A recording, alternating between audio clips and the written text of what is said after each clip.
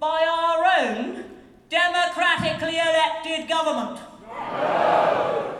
Well, those 4 no's are why 17.4 million people voted to get out of the EU.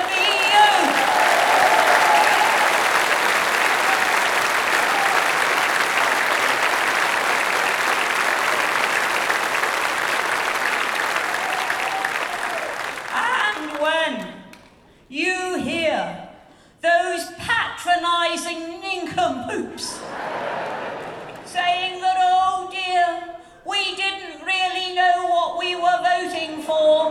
Those 4 no's are the answer.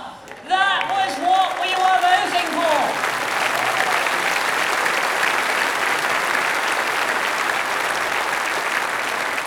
But what were they voting for?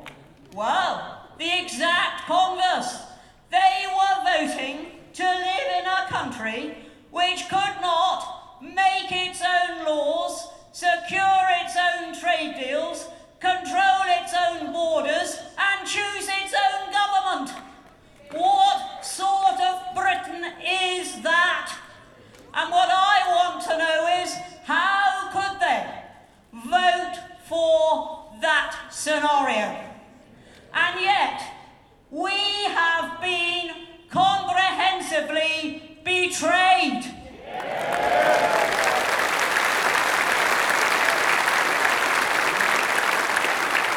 And it isn't just the 17.4 million who have been betrayed.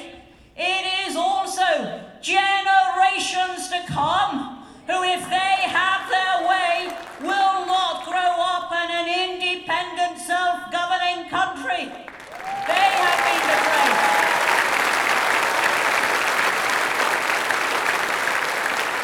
And the efforts and the sacrifice and the sheer determination of 2 generations ago who fought so hard for our freedom, they also will have been betrayed.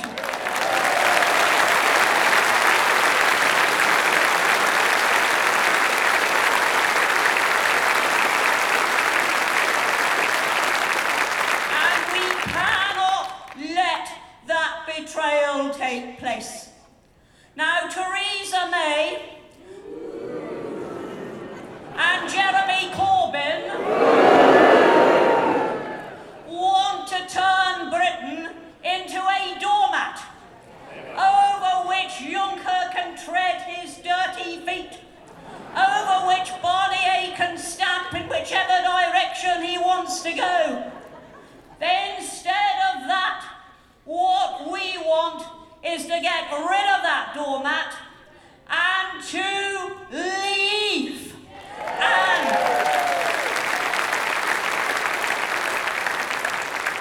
And our message to them is really very simple. Either they let Britain leave, or we will make them leave.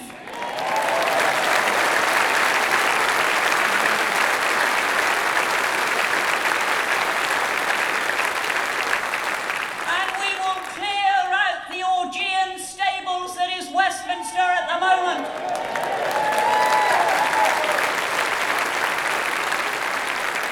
A parliament full of cowards. A parliament that is against democracy. A parliament that believes that its will is more important than the will of the people.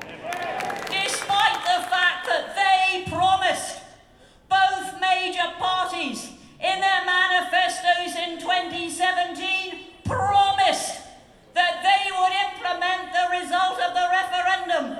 Well, where is it? It simply hasn't happened, and if they have their way, it never will happen.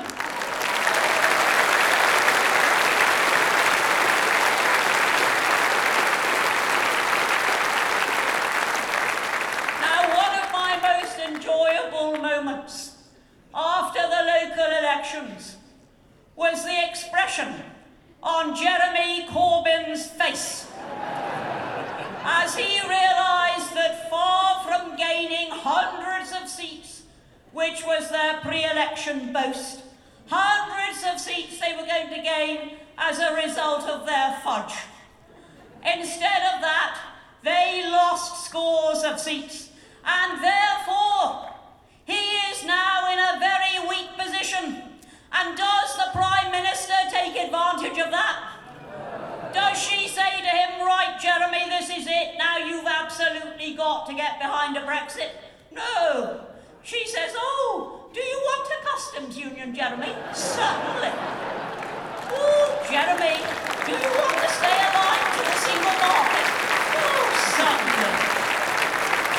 Oh, Jeremy, you still want us to be governed by EU law? Oh, Jeremy, just tell me how much of that law you still want us to be governed by.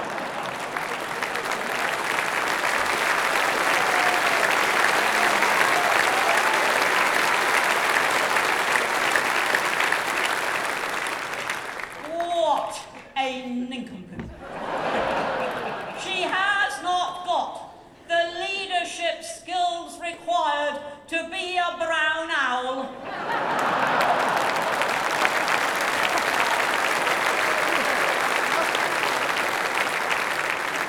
In fact, I wonder if she has any leadership skills at all.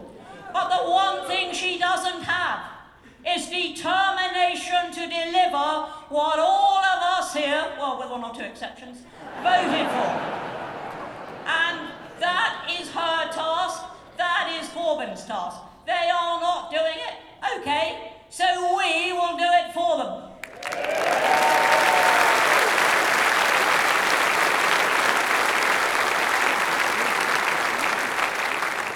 And it is very simple.